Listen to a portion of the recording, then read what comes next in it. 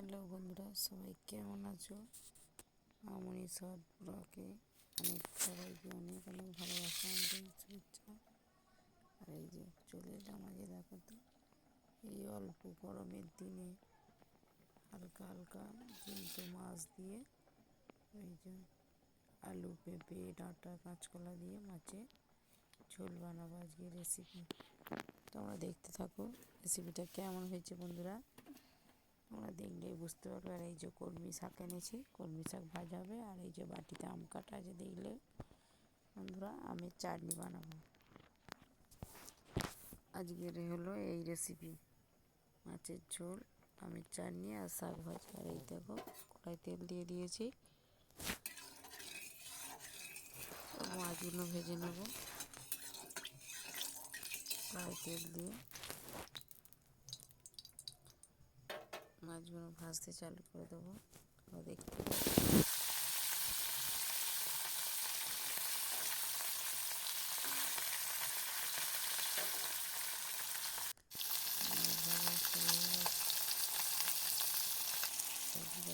মাছ ভাজাও হয়ে এসেছে আমার। মশলা কেমন করে তোমরা দেখতে রাখো। গরমেতে এরকম পাতলা পাতলা মাছের ঝোল আর ভাত হলে কোনো কথাই হবে না, এই দিয়ে এক থালা ভাত খাওয়া হয়ে যাবে।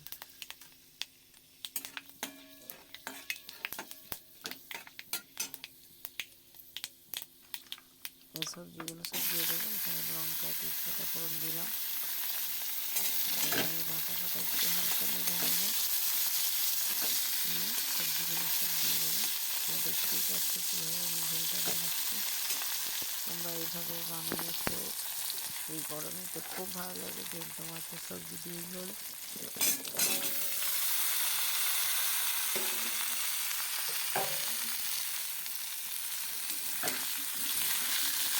তোমরা খেয়ে বলো কেমন হয়েছে।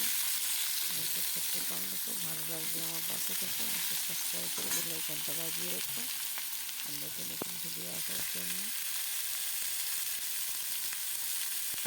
বন্ধুরা সবাই দেখতে পাচ্ছ কীভাবে ঝোলটা আমি বানাচ্ছি, তোমরা দেখতে থাকো।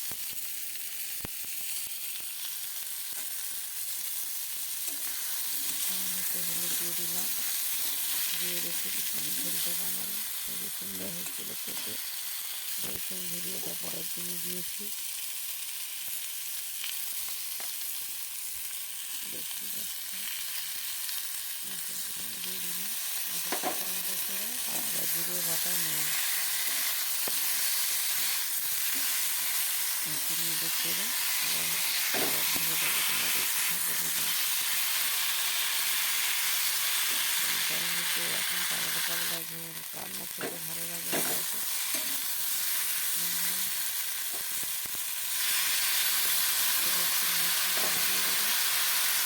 আদাটা বেশি ভাজবে না, বেশি হবে না।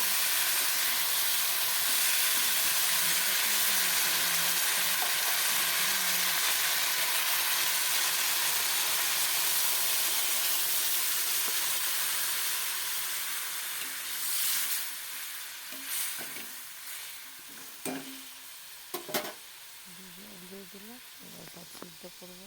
আলু, পেঁপে, কাঁচকলা সব জল দিয়ে চাপা দিয়ে দেবেন, সিদ্ধ হোক। আর লাস্টে ফিরে আসছি।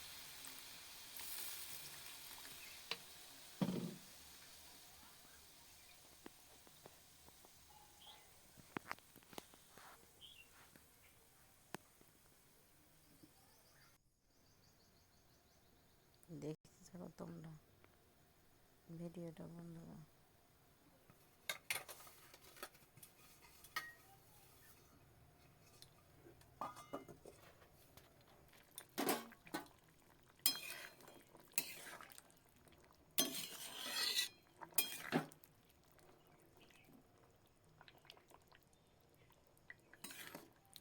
কত সুন্দর ঝোলটা বানানো হয়ে গেছে রেডি। তোমরা দেখতেই পাচ্ছ ঝোলটা দারুণ হয়েছে, কালারটাও খুব সুন্দর হয়েছে।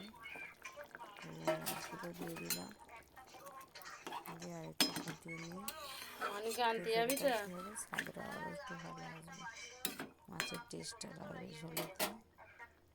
জ্যান্ত মাছ তো